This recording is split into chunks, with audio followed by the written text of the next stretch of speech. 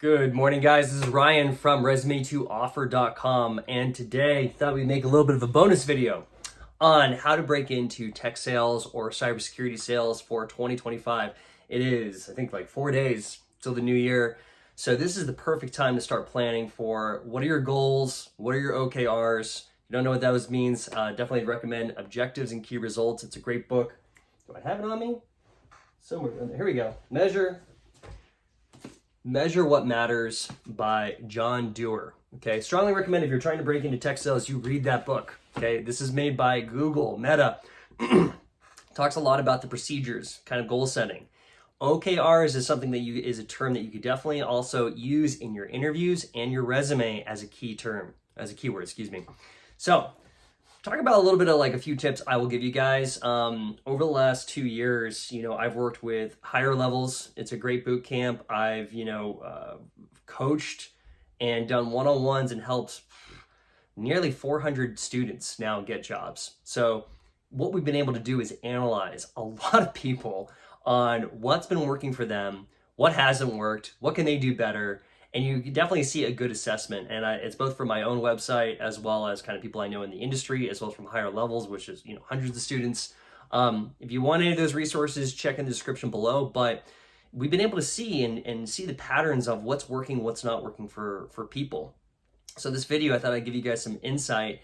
This is the perfect timing if you're ready to hey, I'm kind of sick and tired of where I'm at. I'm ready to level up my life. I'm ready to make more money. And especially in today's marketplace, you kind of need to really maximize the revenue, frankly, with inflation and everything else. But if you're ready to kind of start taking, the next step, if you want to build not just a job, but a career, right? So I want to give you guys a few different tips that I think can help you break into either cybersecurity sales or tech sales, or just get a new job in general, okay? So the most common problem I've seen is where people have picked the wrong company. They picked the wrong company. This is probably the number one thing that I've noticed. I would say if there's a few areas, if I had to break it down, and I'll talk about this in this whole video, is number one, picking the wrong company, number two, the resume, and number three, the job interviewing skills. Okay, so we're gonna break down a few of these things. Number one is picking the wrong company. A lot of people, they get excited of trying to jump into tech sales. They see, and I'm guilty of this too. They see people on YouTube and they're making, $100,000, $200,000, $300,000, $400,000 a year. And it's pretty amazing. It's like, it sounds really good. It's the nice, shiny object. And then they go after the first company that gives them an offer. Okay. Sometimes that's not always the best company, or they pick the wrong company. So I wanted to break down a few elements because what happens is you'll join the wrong company. 3 months later, 6 months later, you'll figure it out. You'll either leave or get fired, or the company will get shut down, and then you have to start all over again. And that's not where you want to be, because then it takes about 6 months just to prove yourself in a company. If you think about it, that whole timeline, if you pick the wrong company, you just wasted a whole year. Okay? You might get better at your sales skills, but it's not a good return on your investment in terms of your career. Okay? Because you got to job hunt all over again. You got to prove yourself. You got to pay your dues in the company to make it to account executive. All right. So how do you pick the right company? There's a few elements that I would recommend. Number one, it comes down to first looking at the right industry. You have to look at the right industry. I would always recommend when you're doing job hunting, you have 2 to 3 industries within tech that you want to job hunt into. Okay, I would always recommend 3, but you have to make sure it's a growing industry. It's the same idea as hey, you don't want to be, selling, say selling VHS tapes when everybody now is on streaming. You got to make sure you're selling in accordance with the industry, an industry that's growing. Okay, tech is growing, cybersecurity is growing, and it's not the only two. There's other ones out there that I know of. If you look at quality assurance, for example, automation, that's growing like crazy. Logistic AI, that's growing like crazy. So even if you don't pick the right company, but you pick the right industry, all of that's going to grow. So that's where you start. Start with the industry. You want to make sure it's a growing industry. Next is the growing company. okay? Within that, there's a big difference between if you pick the right company, there's one company that's going to take over 80 to 90% of the market of that industry, okay? That's the company you want to pick. But if you don't get there, it's not a big deal. If you pick like the partner, like their competitor, you're still going to grow. But ideally, picking the right industry, then the right company that's growing. And I would recommend you pick companies that had been in business for over 2 years, ideally 5 years, okay? 80% of companies fail within the first year. 90% of companies fail within the second year. It's only after 3 years that they start to like, kind of like, hey, the market wants them. And it's only really after 5 years where they start to really expand and grow. That's kind of the sweet spot that you want to look into. So then you look at the company. Next, you look at the product. Looking at the product, I gotta make sure because I got a meeting and, okay. You're looking at the product market fit. It's so important. When you're analyzing these companies, do your research. Which product is actually resonating with the market? It's going to be growing. They have good innovation. They have a good value proposition, priced accordingly. They are fulfilling a big market segment. You want to be doing your due diligence on this. And you don't have to do it right away. It's kind of like figure out your industry, figure out the companies, start applying. And then once you start getting interviews, then do like the next level of due diligence and research on like, okay, which one is actually the best out of all these companies that I have interviews with, okay? So you look at industry, company, product, then you look at the leadership. You look at the leadership within the company. You look at who's leading the sales team. You look at who's leading the company overall. Very important. Have they done this before? Have they led companies? Have they led teams? Or have they either scaled a company or they've worked at bigger companies on that scale? It's very tough for a person who's like the sales manager and they've only worked with small teams forever. And all of a sudden it's like, if the company's going to take off, that's a really hard trajectory. So you want to look at the leadership in place within the company. This is the same idea as what venture capitalists look at when they're investing in a company, okay? So if it's good enough for VC, it should be good enough for you. Next thing, your resume.